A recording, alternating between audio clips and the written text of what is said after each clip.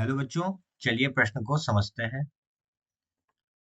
24 centimetre वक्रता त्रिज्या वाले अवतल दर्पण के सामने 3 सेंटीमीटर की दूरी पर एक मोमबत्ती रखी है। मोमबत्ती के प्रतिबिंब की स्थिति ज्ञात कीजिए। तो सर्वप्रथम हम यहाँ पर देखते हैं मुख्य अवधारणा। मुख्य अवधारणा बच्चों, मुख्य अवधारणा में हम बात करेंगे दर्पण सूत्र की। दर्पण सूत्र क्या होता है? दर्पण सूत्र यू वी एफ में संबंध होता है। जैसे हम अवतल दर्पण की बात करें तो अवतल दर्पण में कहीं ना कहीं एक वक्ता केंद्र होगा। वक्ता केंद्र और ये क्या होगा? ध्रुव होगा। वक्ता केंद्र और ध्रुव के मध्य बिंदु को फोकस कहा जाता है।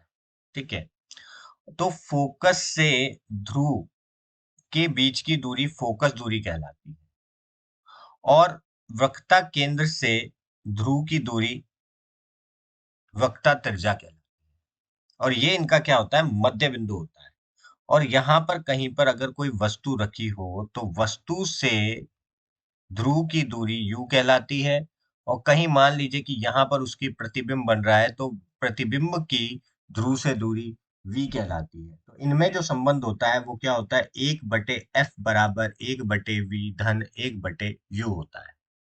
ठीक है, तो इन्हीं अवधारणाओं को उपयोग में लेकर चलिए प्रश्न को हल करते हैं। हल। तो सर्वप्रथम हम यहाँ पर देखते हैं कि हमें दिया क्या है। तो बच्चों, हमें क्या दे रखा है? हमें बोला गया है कि कोई अवतल दर्पण है। ये कोई अवतल दर्पण है जिसका आंतरिक भाग क्या होता है? परावर्तित होता है। इसके अगर मैं इसको पूरा बना दूं तो यहाँ पर इसका कहीं ना कहीं वक्रता केंद्र होगा।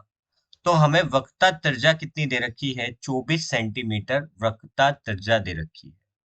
ठीक है, अब इसका जो मध्य बिंदु होता है वो क्या होता है? फोकस होता है। ये हो गया पोल। ठीक है, तो मध्य बिंदु फोकस होता है यहाँ पर। अब यहाँ पर ये बोल रहा है कि जो मोमबत्ती है वो इस अवतल दर्पण से 3 सेंटीमीटर की दूरी पर रखिए। तो पहले अगर मैं फोकस दूरी की बात करूं तो अगर सी पी यहाँ पर कितना दे रखा है? 24 सेंटीमीटर दे रखा है और वो किसके बराबर होता है?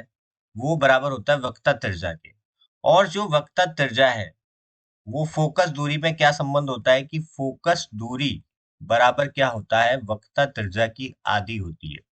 तो वक्रता त्रिज्या से अगर मैं आधी कर दूंगा तो मेरी क्या मिल जाएगी? मुझे फोकस दूरी मिल जाएगी। तो कितनी आ गई है मेरे पास? 12 सेंटीमीटर। मतलब 12 से अब फोकस दूरी जो होती है एफ बराबर वो क्या होती है? वक्रता त्रिज्या की आधी होती है। तो वक्रता त्रिज्या होगी यहाँ पर 24 और 24 की आधी हो गई यहाँ पर 12 सेंटीमीटर हमारी फोकस दूरी निकल गई। तो ये तो हो गई 12 सेंटीमीटर की हमारी फोकस दूरी। अब हमें बोला गया है कि हमारा जो वस्तु है वो इससे 3 सेंटीमीटर की दूरी पर रखा है। किससे? अवतल दर्पण से। मतलब हमें क्या क्या दे रखा है? हमें u दे रखा है 3 सेंटीमीटर। हमें f जो हमने अभी अभी निकाला वो कितना निकाला हमने? 12 सेंटीमीटर।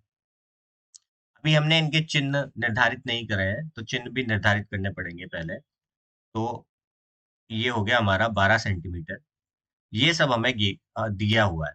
तो अगर हम यहाँ पर चिन्ह देखें तो अब अगर आपतित किरण तो इस तरह जाएगी तो इसके विपरीत दिशा में अगर हम जाएंगे, अगर मैं इसके विपरीत दिशा में जा रहा हूं तो विपरीत दिशा में जो हम चिन्ह लेंगे वो क्या लेंगे? हम ऋणात्मक चिन्ह लेंगे। ठीक है, तो u क्या हो जाएगा? ऋणात्मक हो जाएगा। एफ भी यहाँ पर क्या हो जाएगा? ऋणात्मक हो जाएगा। ठीक है, तो ये दोनों चिन्ह क्या हो जाएंगे? ऋणात्मक हो जाएंगे। ठीक है, अब हमें पता है कि हमें पता है अब हमें पता है कि जो संबंध होता है दर्पण सूत्र क्या होता है? u v और f में संबंध होता है। v यहाँ पर क्या होता है? प्रतिबिंब की दूरी, जो कि हमें यहाँ पर निकालनी है। प्रतिबिंब की दूरी किससे? ध्रुव से। ठीक है? तो v हमें यहाँ पर निकालना है और वो संबंध क्या होता है, 1/f बराबर 1/v धन 1/u होता है। अब हमें सारी चीजें, हमने चिन्ह का निर्धारण भी कर लिया है, तो हम यहाँ पर रख सकते हैं। हमारा जो f है वो कितना है, 12 सेंटीमीटर है। हमें v निकालना है और u हमारा कितना है, 3 सेंटीमीटर है। तो ऋणात्मक 12 धन 1/3 बराबर 1/v। तो यहाँ से क्या आ जाएगा, 12 एलसीएम आ जाएगा, 1, 4। तो 1/v बराबर क्या आ जाएगा यहाँ पर, 3/12 आ जाएगा। तो v बराबर क्या आ जाएगा यहाँ पर, 4 सेंटीमीटर आ जाएगा।